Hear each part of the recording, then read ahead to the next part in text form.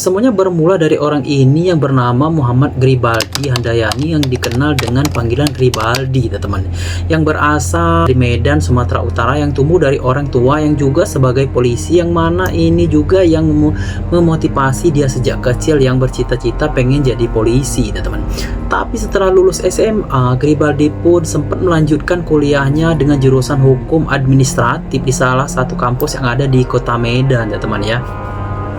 Terus untuk menggapai cita-citanya, dia pun sempat melanjutkan sekolahnya lagi ke sekolah polisi atau SPN, teman. Setelah lulus SPN, dia pun langsung tes polisi yang akhirnya dia pun di tahun 1985 dia pun dinyatakan lulus sebagai anggota polisi, teman.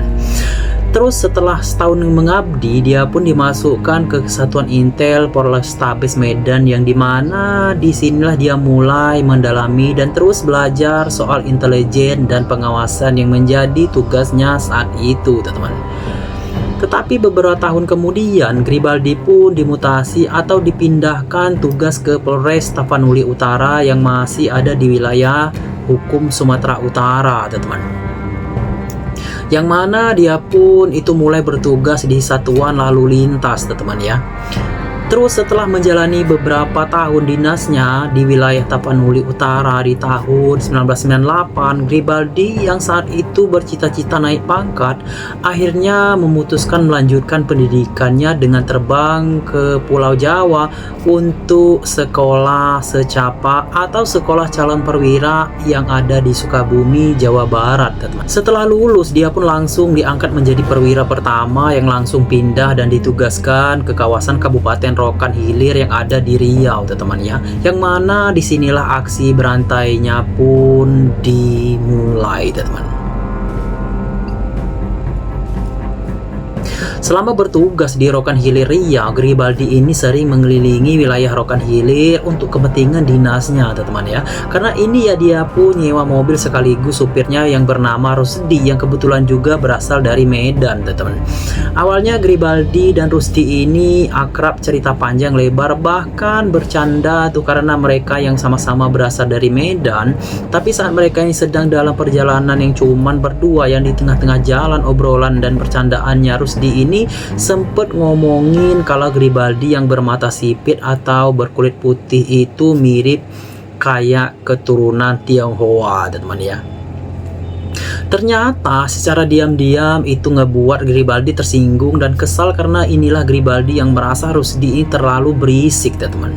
Ditambah dia yang diam-diam pingin ngerampas mobil milik Rusdi yaitu Toyota Kijang. Jadinya dia pun langsung nyuruh Rusdi ngebawa dia ke sebuah hutan yang ada di kawasan Bagan Batu wilayah Hilir, teman-teman ya.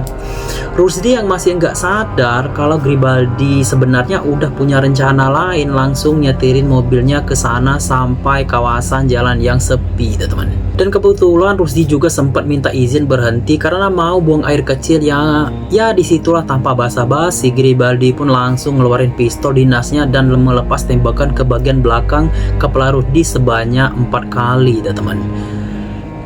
Yang membuat Rusdi pun langsung terjatuh dan pastinya nggak bergerak lagi, teman-teman ya. Setelah itu dengan santainya Gribaldi pun langsung nguburin tubuhnya Rusdi seadanya yang nggak jauh dari situ, teman-teman. Setelah itu dia pun langsung ngebawa dan ngerampas mobil milik Rusdi. Terus beberapa minggu kemudian, tepatnya yang sudah di bulan November tahun 1999, tubuh Rusdi pun enggak sengaja ditemukan warga di sana, yang mana temuan ini pun yang sempat ngebuat warga di sana heboh, teman. Dan pihak kepolisian di sana juga sempat melakukan penyelidikan dari kasusnya pun berujung buntu karena memang nggak ada bukti dan jejak yang tertinggal, teman-teman ya.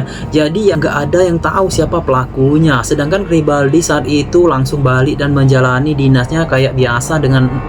Jadi di sini dia pun mulai dinasnya di Kerinci. Emang sampai di sini ya masih belum ada yang tahu soal apa yang udah dia lakukan sebelumnya, teman-teman. Dan karena ini jugalah yang seolah Gribaldi pun ketagihan untuk terus melakukan aksinya, teman-teman ya. Jadi setahun kemudian, tepatnya di tahun 2000 ya, di saat itu yang usianya 34 tahun, Gribaldi yang sebenarnya saat itu udah punya istri dan 3 anak justru mulai menjalin hubungan selingkuhannya dengan wanita lain, teman-teman. yang bernama Yeni Farida yang saat itu sebagai mahasiswi di salah satu perguruan tinggi di Jambi teman ya. Tapi setelah beberapa bulan menjalin hubungan gelapnya, ternyata Yeni saat itu hamil teman ya. Akibat ulahnya Garibaldi ya, mana ini pun ngebuat Garibaldi ini stres teman, karena banyak yang dia takutkan, takut ketahuan sama keluarganya, dan pasti takut cita-citanya jadi sirna karena hamil di luar nikah teman ya. Jadi dia pun cuman mau tanggung jawab Garibaldi untuk menikahi dia karena dia takut dan malu kalau nanti anaknya lahir tanpa ada suami teman ya. Jadinya Yeni pun mulai nuntut tanggung jawab, sedangkan Garibaldi yang saat itu sebenarnya udah punya istri dan anak ya pasti nolak teman. Karena ini ya terus mendesak tanggung jawab ya, akhirnya mereka inilah demi menjaga reputasi jabatannya, akhirnya ia pun merencanakan untuk menghabisi Yeni teman ya. Jadinya di tanggal 5 November yang masih di tahun itu ya, Garibaldi pun ngajak Yeni ketemuan dan jalan-jalan ke wilayah Kabupaten Siak yang ada di Riau. Nah terus pas mereka yang memasuki jalan yang sepi ada di wilayah Kandis Kabupaten Siak, Garibaldi pun langsung menghabisi Yeni dengan cara ditembak senpi dinasnya teman. Setelah itu tubuh Yeni pun langsung dibawa dan dia buang ke wilayah air molek yang udah masuk di Kabupaten Indragiri Hulu Riau teman ya. Setelah melakukan itu dia pun langsung balik pulang dan melakukan aktivitas kayak biasa, yang mana saat itu ya emang masih belum ada yang tahu soal apa yang udah dia lakukan teman.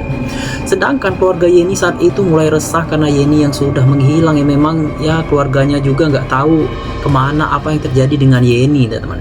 Terus 2 tahun kemudian yang saat itu di tahun 2002, yang mana saat itu Garibaldi yang udah dinas di Polda Jambi sempat kecelakaan yang mana nabrak seorang pria yang bernama Fahmi, yang akhirnya Fahmi pun meninggal di tempat teman. Karena kecelakaan itu awalnya Garibaldi pun sempat bertanggung jawab ngurus sampai proses pemakaman teman ya. Fahmi saat itu yang sebagai tulang punggung keluarga, yang apalagi istri Fahmi yang bernama Gus Marini yang ternyata sedang mengandung 3 bulan teman.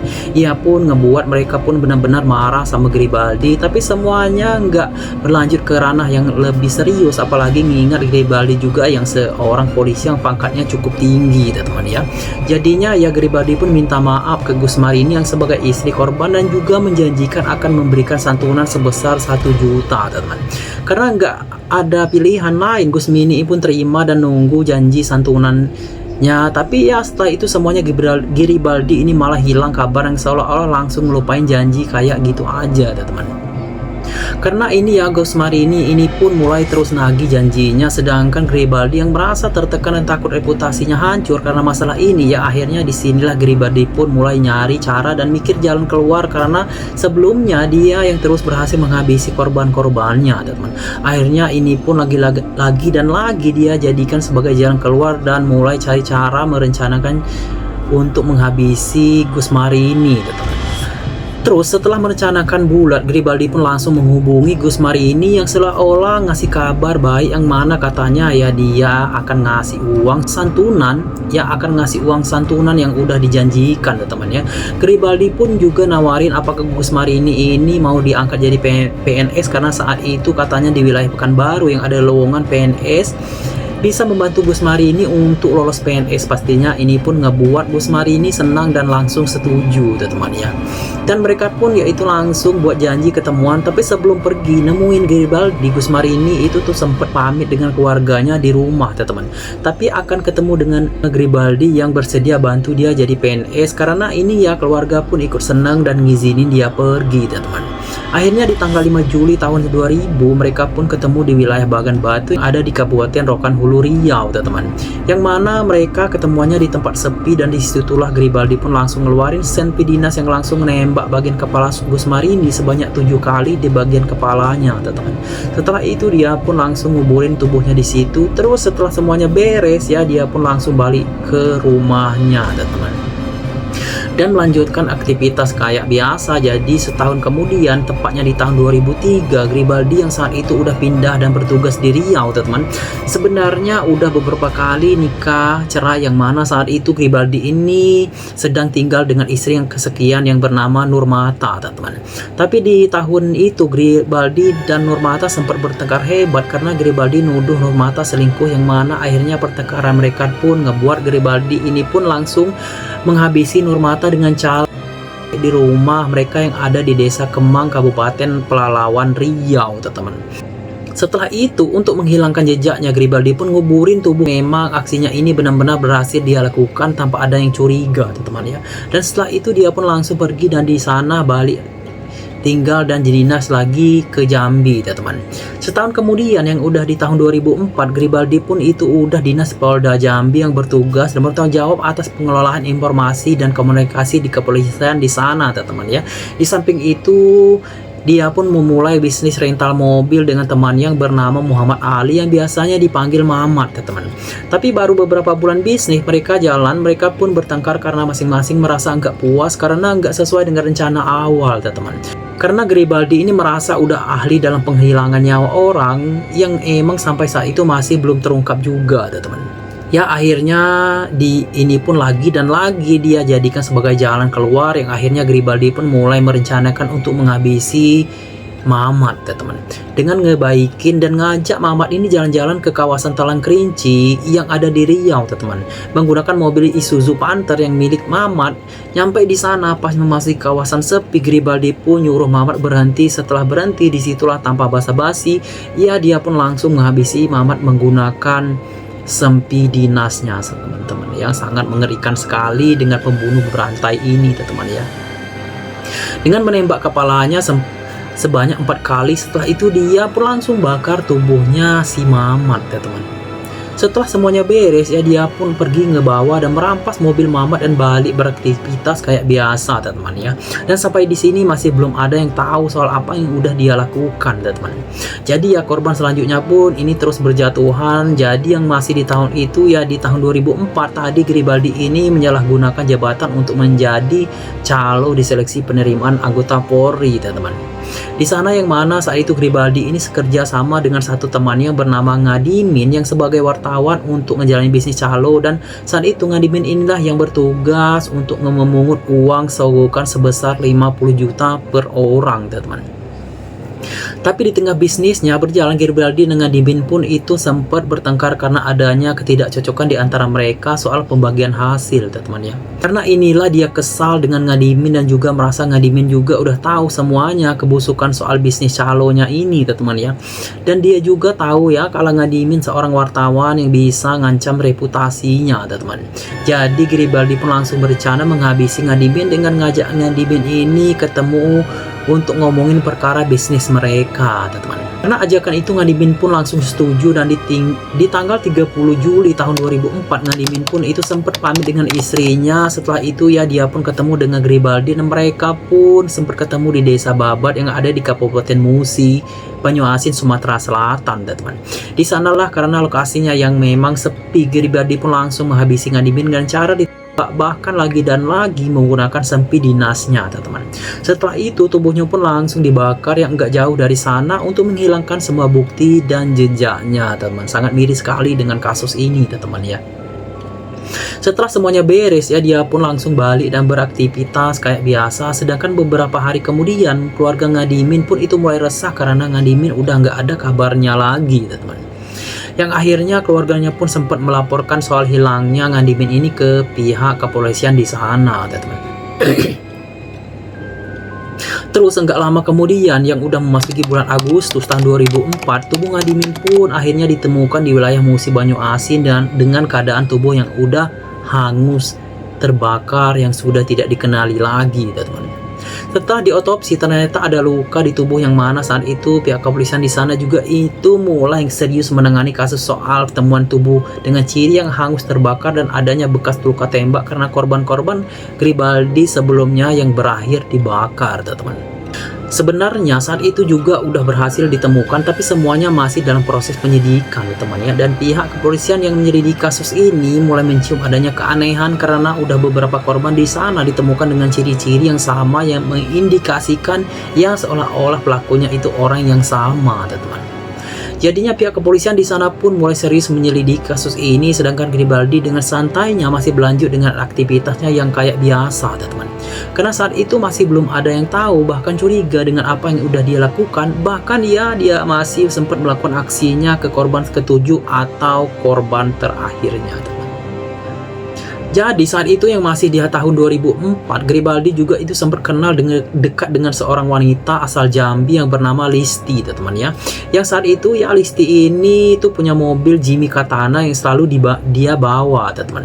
Ngelihat itu Garibaldi langsung suka bukan dengan orangnya ya, tapi dengan mobilnya, teman-teman. Karena ini ya Garibaldi pun langsung merancang rencana untuk menghabisi Listi untuk merampas mobilnya, teman-teman.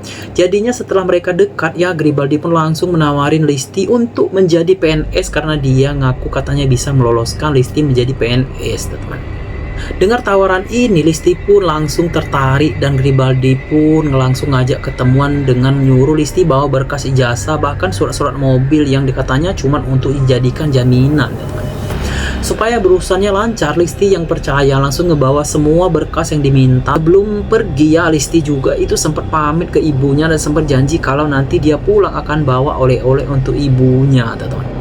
Setelah tepatnya di bulan Desember tahun 2004, Listi pun pergi menggunakan mobil yang akhirnya mereka pun ketemuan di Jalan Lintas Timur Sumatera kilometer 73 yang ada di wilayah Bayung, Melincir, Kabupaten Musirawas, Sumatera Selatan, teman-teman.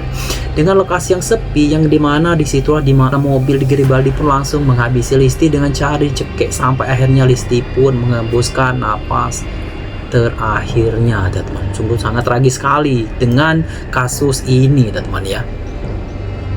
Setelah itu ya biasa untuk menghilangkan jejaknya, Garibaldi pun langsung ngebakar tubuhnya yang enggak jauh dari sana, teman-teman. Setelah semuanya beres, dia pun langsung ngebawa dan ngerampas mobil milik Listi, bahkan semua barang-barang berharganya pun termasuk HP Listi, pun langsung balik ke Jambi dan beraktivitas kayak biasa, teman-teman. Beberapa hari kemudian karena Listi yang nggak pulang-pulang ya, keluarganya pun itu mulai cemas, teman-teman ya. Ditambah Listi juga saat itu yang udah nggak bisa dihubungin karena itu pihak keluarga juga sempat melapor soal hilangnya Listi ini, teman-teman, ke Polda Jambi yang saat itu ya juga Listi pun langsung masuk daftar orang hilang, teman-teman. Sedangkan di sisi lain di tanggal 28 Desember tahun 2004, temuan tubuh wanita yang hangus terbakar yang hanya menyisakan kedua kaki dengan sepatu yang ditemukan di Jalan Lintas Timur Sumatera yang ada di Banyu Asin langsung menghebohkan seluruh masyarakat di sana tentunya, teman-teman ya. Yang saat itu ya bahkan sampai masuk berita lokal karena berita temuan itu yang emang heboh di sana ya. Jadi keluarga Listi pun sempat lihat foto sepasang kaki dengan sepatu yang emang sepatunya mirip banget dengan sepatu milik Listi, teman-teman. Karena inilah keluarganya pun langsung melapor ke polisi lagi dan minta untuk polisi di sana mencocokkan tubuh wanita itu dengan Listi, teman-teman ya. Yang sebagai orang hilang yang ternyata benar hasilnya menunjukkan kalau itu memang Listi, teman-teman. Yang pastinya yang ngebuat keluarga terutama orang tuanya histeris, teman-teman ya. Gak nyangka dengan apa yang terjadi dengan Listi tentunya, teman-teman. Dari sinilah orang tua Listi pun langsung ngelapor kalau sebelumnya Listi emang sempat pamit yang katanya mau ketemu dengan seorang polisi yang bernama Garibaldi, teman-teman, untuk ngurus pendaftaran PNS. Karena ini pihak kepolisian di Polda Jambi pun kaget, teman ya, dan tahu kalau Garibaldi yang juga polisi yang juga dinas di Polda Jambi itu langsung mendatangi rumahnya yang ternyata saat itu Garibaldi itu sedang nggak ada di rumah, teman-teman. Jadinya rumah pun langsung digeledah yang mana mereka pun nemuin adanya amunisi tanpa izin yang paling mencurigakan ya. Polisi pun nemuin HP milik Listi dan juga beberapa BPKB mobil, salah satunya milik Listi yang ditemukan di rumahnya, teman-teman. Karena ini Garibaldi pun langsung dipanggil dan pastinya diperiksa di Polda Jambi. Terus karena aksinya dia lakukan di wilayah Polres Musi Banyu Asin, akhirnya yang udah di bulan Januari tahun 2015 yang Garibaldi pun dikirim dan diperiksa di Polres Musi Banyu Asin, teman-teman. Di sana dia pun langsung diperiksa dan diinterogasi habis-habisan yang di akhirnya ya nggak butuh waktu lama, teman-teman ya. Kasus ini pun mulai perlahan-lahan terurai, teman-teman. Karena sikapnya kepolisian di Musi Banyu Asin dan juga kepolisian di Polda Jambi yang sama sekali nggak ngasih ampun untuk pelaku keji yang kayak Garibaldi ini, teman-teman. Biarpun dia seorang perwira, karena inilah singkat ceritanya akhirnya semuanya mulai terungkap, teman-teman. Bukan cuman kasus Listi, tapi semuanya korbannya juga terungkap satu persatu yang emang ya ini pun ngebuat semuanya kaget, teman-teman ya. Ternyata Garibaldi total 7 korban sejak tahun 1999 sampai tahun 2004, teman-teman. Karena ini Garibaldi yang sadar dengan ancaman hukumannya yang sangat berat, yaitu hukuman mati, sengaja nunjukin yang seolah-olah dia ngelamin kelainan jiwa dengan harapan hukumannya nanti bisa jadi lebih ringan karena adanya gangguan jiwa, teman-teman. Karena ini kejiwaannya pun langsung diperiksa yang ternyata hasilnya menunjukkan kalau kondisi kejiwaannya normal. Artinya ya dia melakukan itu semua dalam keadaan yang penuh dan sadar, teman-teman. Karena ini singkat cerita, tepatnya di tanggal 7 Juli tahun 2015, Garibaldi ini pun akhirnya dijatuhkan hukuman mati, teman-teman. Setelah itu ya dia pun sempat mengajukan banding dan vonis yang ditinjau kembali, tapi syukurnya banding pun langsung ditolak, teman-teman ya. Terus setahun kemudian, tepatnya di tanggal 9 Juli tahun 2006, Garibaldinya pun akhirnya dieksekusi mati, dan setelah itu dia pun dimakamkan di TPU Sukamulya yang ada di Pekanbaru, teman-teman.